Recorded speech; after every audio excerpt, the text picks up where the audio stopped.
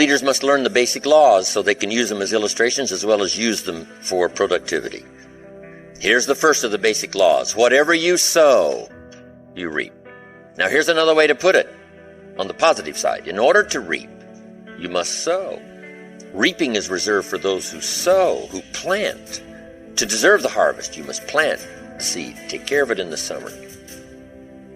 Carefully harvest it and then do wise things with the harvest.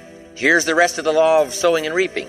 If you sow good, you reap good. If you sow bad, you reap bad. You can't sow bad and hope for good. You can't plant weeds and hope for flowers. It works both positive and negative. Now, here's something else about the law of sowing and reaping. You don't reap what you sow. That's important to understand. You reap much more than what you sow. If you just reap what you sow, what's the exercise for? No, we don't reap what we sow. We reap much more than what we sow. Now, here's what's important to understand on that. It works both positive and negative. The old prophet said, if you sow to the wind, you don't reap a wind. You reap a whirlwind. You've got to be careful sowing to the wind. It doesn't come back as a wind. It comes back as a whirlwind. That's on the negative side. But now it also works on the positive side. If you plant a cup of corn, how much do you get back? A cup? No, a bushel for the cup.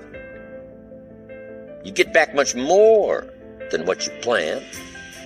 That's the reason for planting, for the increase. Positive, negative. Now here's the next key to the law of sowing and reaping. Sometimes it doesn't work at all. Everybody has to understand.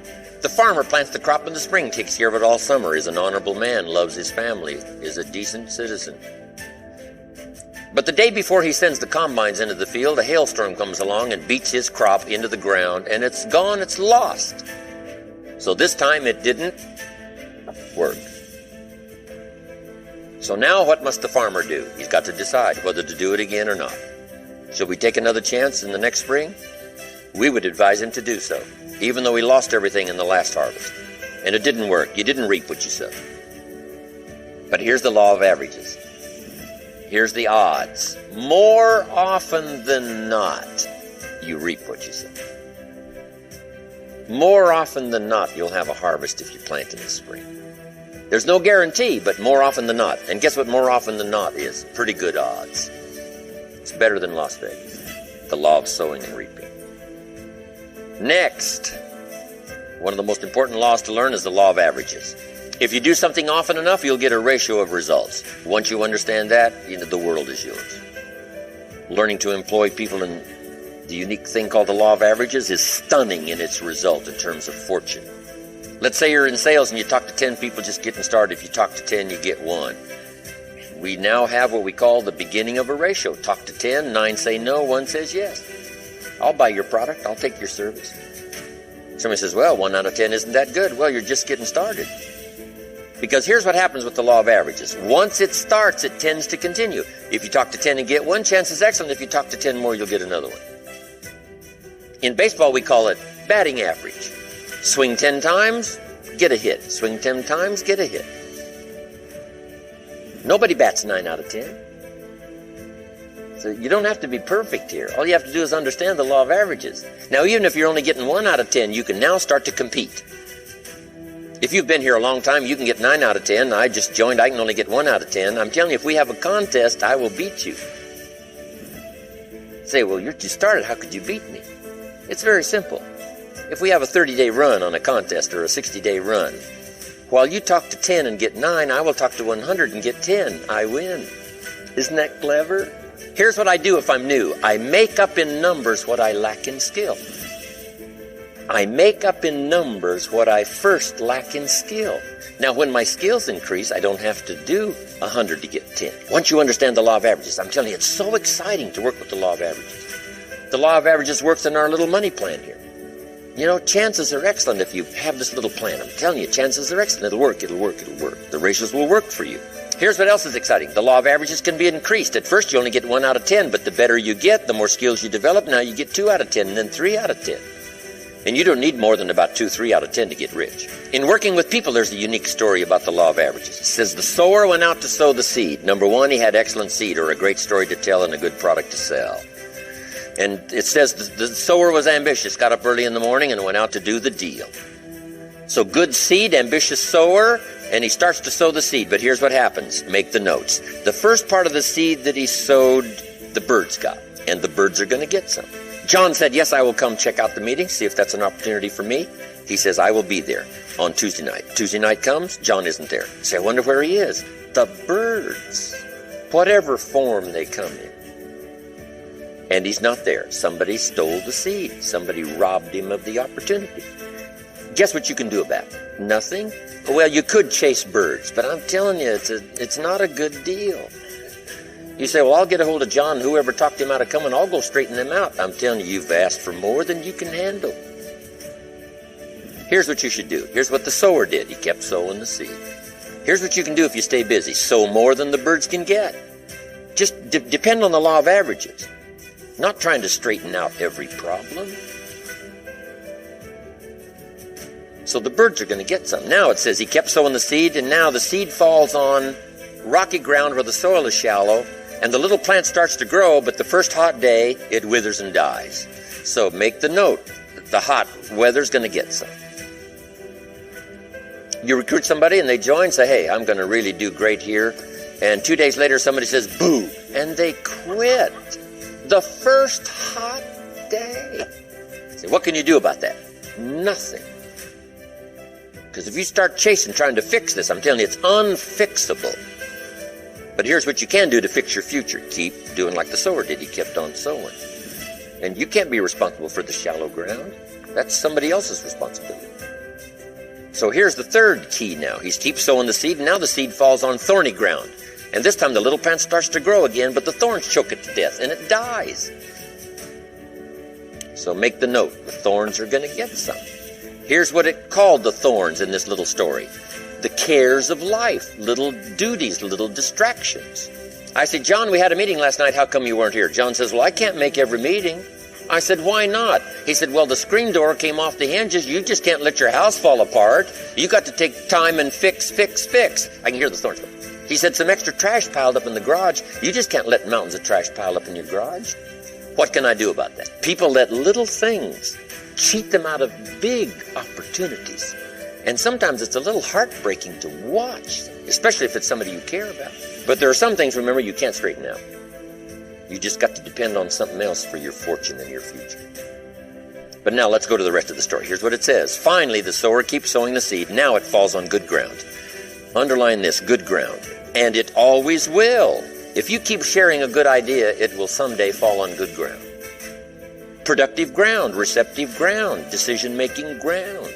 Now, it was interesting, though, about the ground. Here's what it said about the ground. Some of this good ground now produced 30%, some produced 60%, and some produced 100%. What's that called? The law of averages. Everybody's not going to do the same. Everybody doesn't have the same ambitions. And you can't straighten this out now.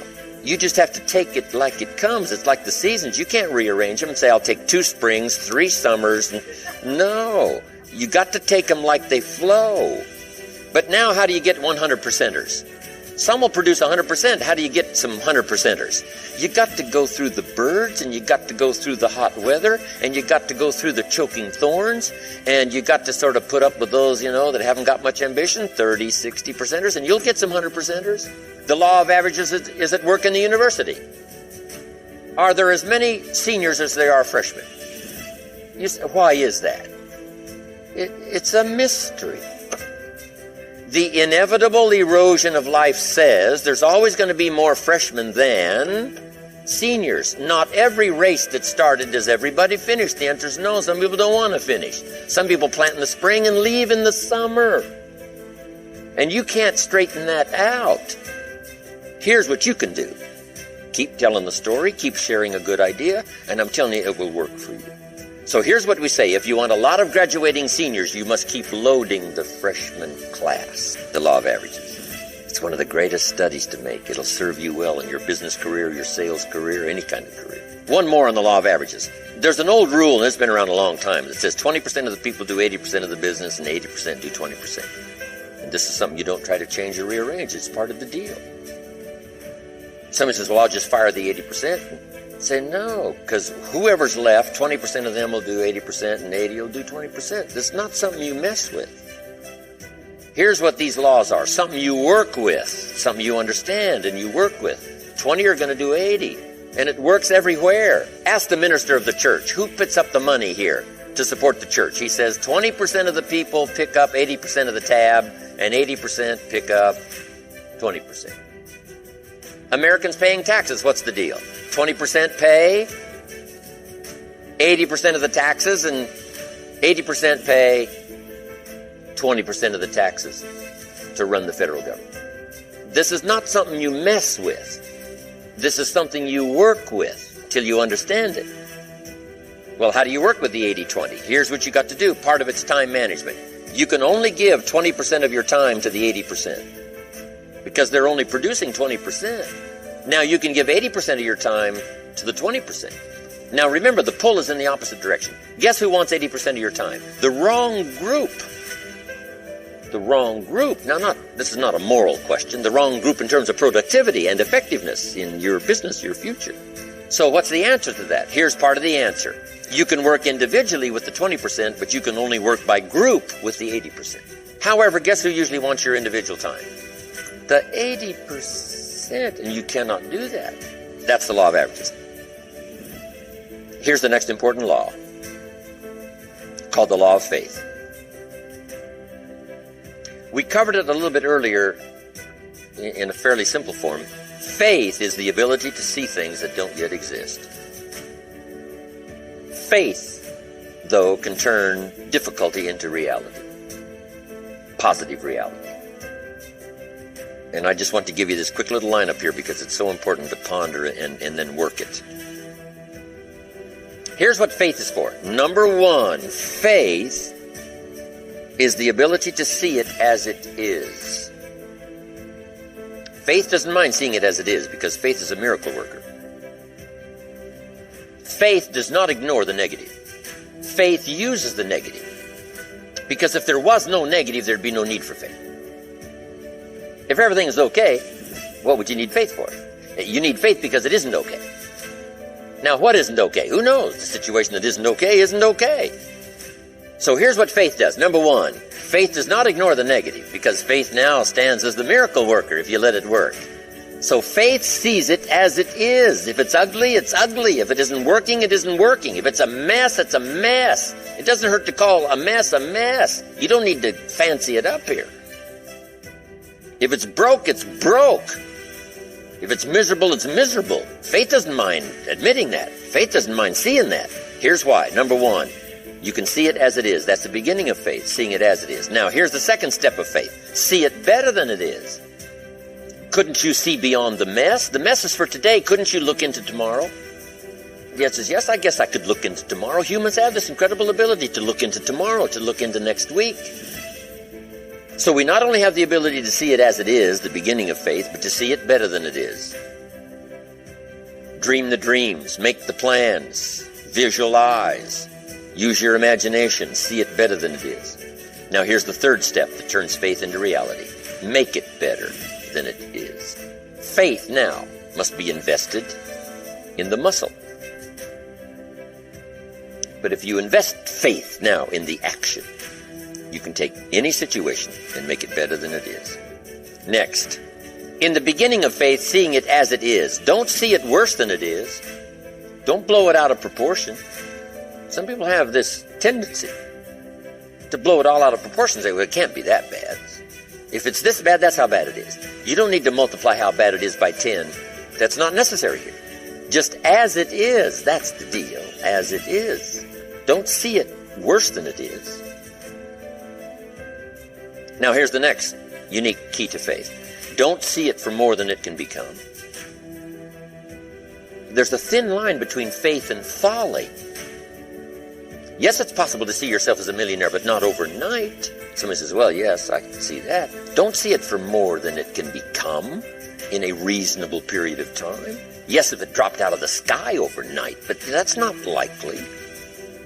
But it's still possible to be a millionaire. It's still possible to be rich and wealthy, given a certain amount of time working with the law of averages and all the rest of the stuff we've talked about today. So don't see it for more than it can become so that you move into folly instead of faith. Plenty is possible without being foolish in your faith exercise. But now here's two more cautions. Number one, it might be worse than you first see it. You better look underneath.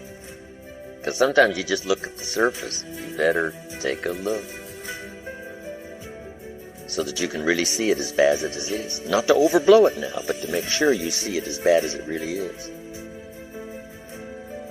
Now here's the next one.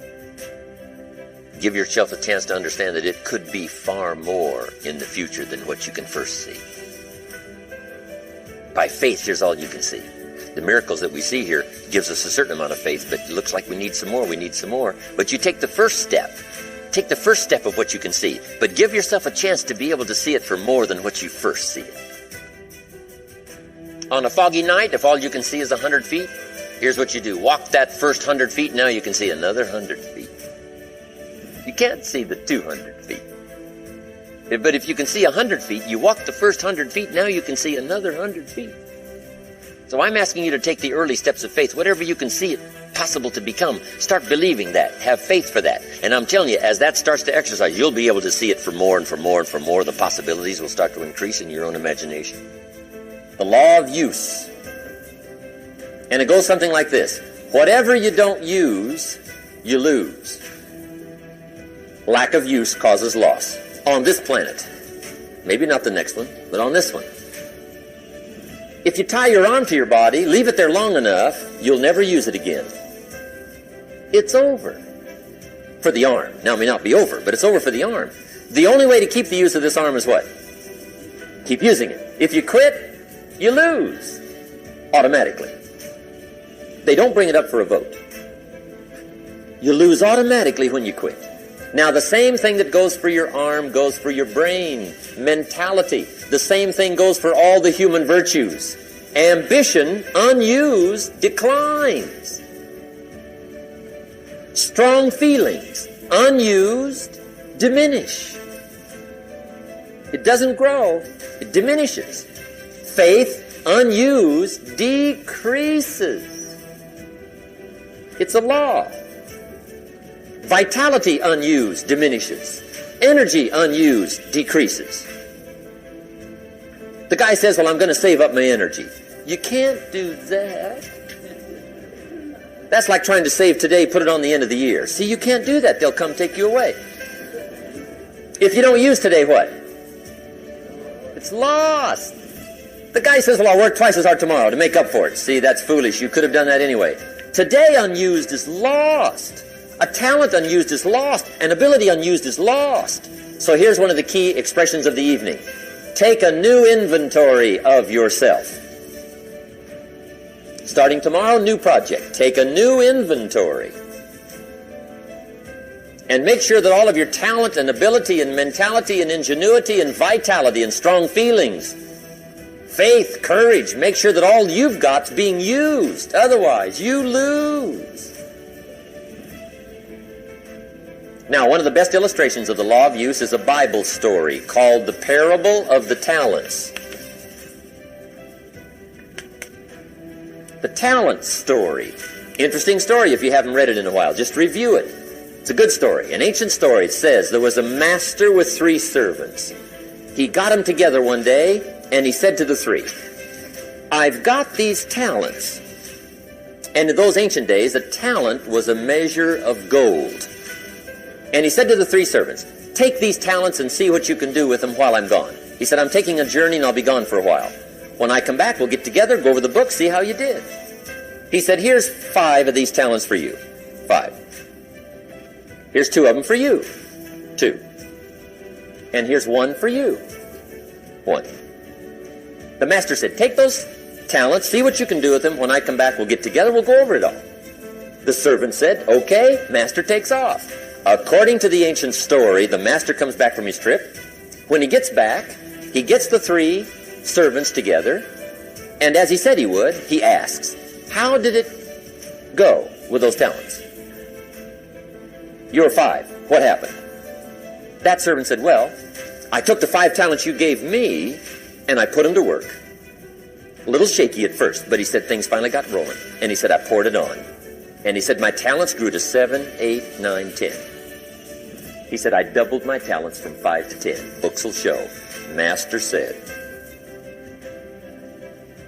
one heck of a job. Or something like that. He said, I gave you 2 talents, what happened? That servant said about the same thing happened to me. I put those 2 talents to work, poured it on, they grew to 3 and then to 4. He said, I doubled my talents from 2 to 4. Books will show. Master said, well done.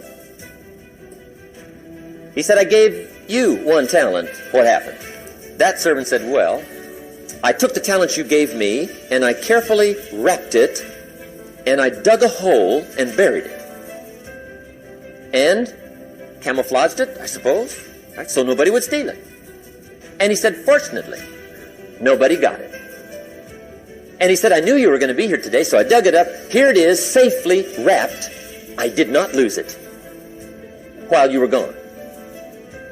According to the ancient story, the master said, take that talent away from him and give it to the man that's got 10. Now you might say, well, I don't like that arrangement. The poor guy's only got 1 talent.